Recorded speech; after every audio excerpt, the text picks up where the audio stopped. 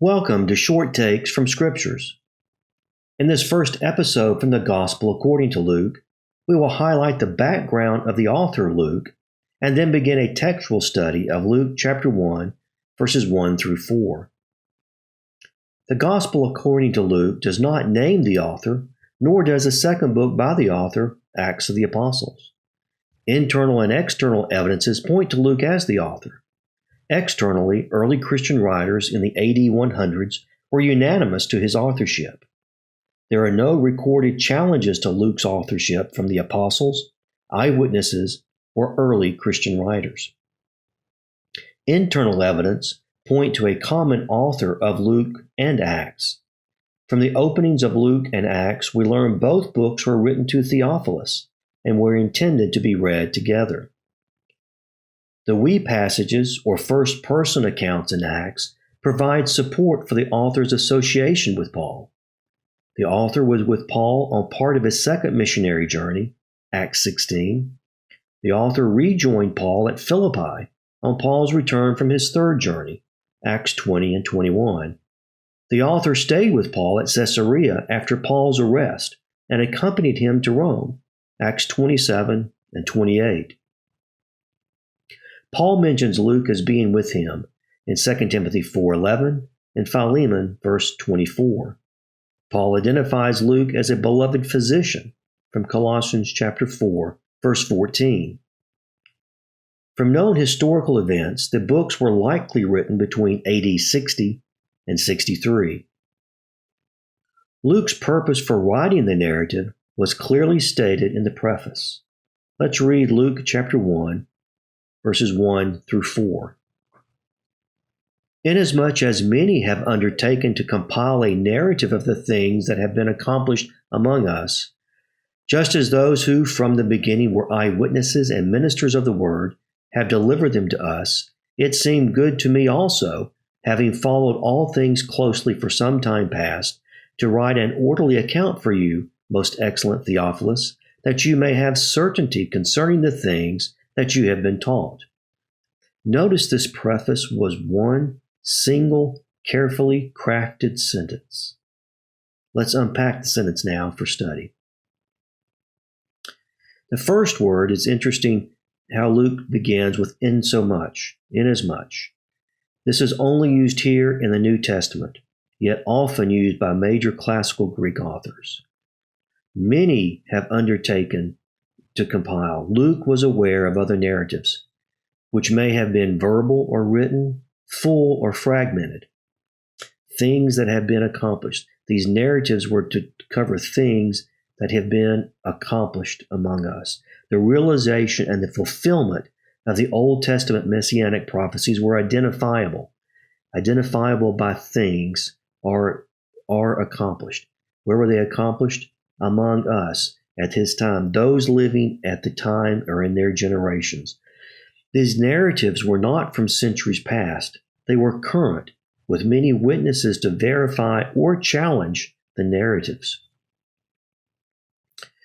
Just as those who from the beginning, in the context here, this would fit with the early days of Jesus' ministry.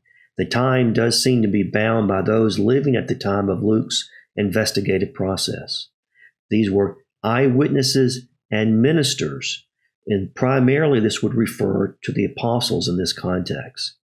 The word that they had, they were ministers of the word. It's the word of God, the message of the gospel. And what did they do? They delivered them to us. They were handed down or passed along to us. The narrative of things accomplished were handed down by eyewitnesses and ministers. This stresses the validity of the narratives. This may also reveal that Luke was not an eyewitness to the events. Luke never hints that he was an eyewitness of Christ's accomplishments. Good to me. So again, we're back to the reason and the purpose for his writing, because others had undertaken this. It seemed good to Luke also to write an account. He tells us this because he had followed all things closely.